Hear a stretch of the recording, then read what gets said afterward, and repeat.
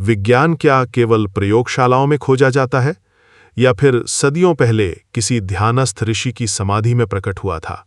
यथा पिंडे तथा ब्रह्मांडे, ये उपनिषदों की उक्ति कोई कल्पना नहीं बल्कि एक ब्रह्मांडीय सत्य है। नासा आज जो खोजना चाहता है, भारत के वेदों में वो हजारों वर्ष पहले ही बताया जा चुका है। ब्रिटिश वैज्ञानिक सर जॉन वुडरॉफ ने 1920 के दशक में संस्कृत ग्रंथों का अध्ययन कर कहा था, भारतीय दर्शन विज्ञान की वो शाखा है जिसे हम अभी सीख रहे हैं। महर्षि भारद्वाज द्वारा रचित वैमानिक शास्त्र में 5000 वर्ष पूर्व ऐसे विमानों का वर्णन है जो आकाश में ऊपर नीचे, आगे पीछे, जल में और आकाश में गति कर सकते थे। रूक्तांग पिंडांतर्गतम यंत्रम यथा आकाशगामी भवति। विमान आकाश में उड़ने योग्य तब बनता है जब उसके भीतर यंत्रों की गति संतुलित हो। नासा आज आयन प्रोपल्शन और एंटी ग्रेविटी पर शोध कर रहा है, जबकि ऋषियों ने इसे पहले ही समझ लिया था।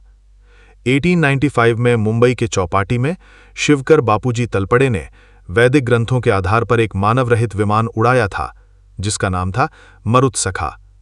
ब्रिटिश अफसरों ने इस शोध को दबा दिया, पर यह भारत का पहला डॉक्यूमेंटेड फ्लाइट माना जाता है। रामायण में हनुमान संजीवनी बूटी लेकर आते हैं, क्या यह सिर्फ कथा है? आधुनिक चिकित्सा विज्ञान लाइफ रिवर्सिंग मॉलिक्यूल्स पर काम कर रहा है और आयुर्वेद में इसे प्राणदायिनी औषधियां कहा गया है। औषधीनाम पांचजन्यम रसायनम परम शुभम। 5 तत्वों से बनी औषधियां शरीर में अमृत के समान काम करती हैं। ये वैदिक जैव रसायन विज्ञान यानी बायोफार्माकोलॉजी का प्रमाण है। 1962 में एक अमेरिकी टीम ने भारत के उत्तराखंड में एक पौधे की खोज की जिसकी पत्तियां कोशिकाओं को पुनर्जीवित कर रही थीं। स्थानीय साधु ने बताया, ये संजीवनी वंश की वनस्पति है जो पूर्ण चंद्रमा की रात को ही सक्रिय होती है। क्या आपने सोचा है कि ओम की ध्वनि क्यों विशेष है? नासा के वैज्ञानिकों ने खोजा है कि 432 हर्ट्ज की ध्वनि तरंगे मस्तिष्क में संतुलन लाती हैं, और यही ध्वनि वेदों में ओम के रूप में वर्णित है। ओम इत्येकाक्षरम ब्रह्म, यानी ओम स्वयं ब्रह्म है। ऋषि ध्यान और मंत्रों के माध्यम से कॉस्मिक कम्युनिकेशन करते थे, जो आज टेलीपैथी और क्वांटम एंटेंगलमेंट के नाम से खोजा जा रहा है।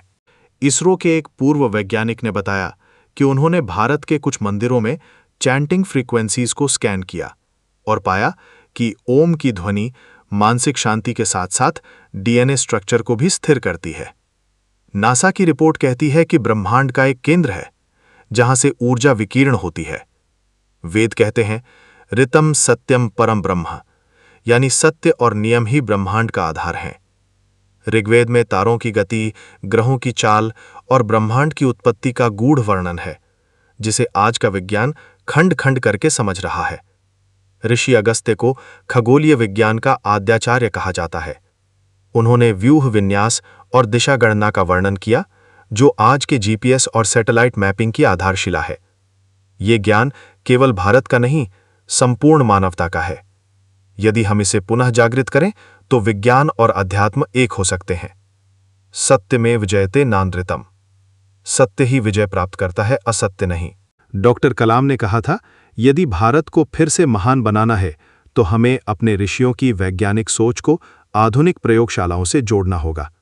यदि आप चाहते हैं कि वैदिक ज्ञान का दीपक फिर से जल उठे, तो इस वीडियो को साझा कीजिए और हमारे चैनल प्राचीन ज्ञान वैदिक ज्ञान से जुड़िए और चैनल को सब्सक्राइब कीजिए। धन्यवाद।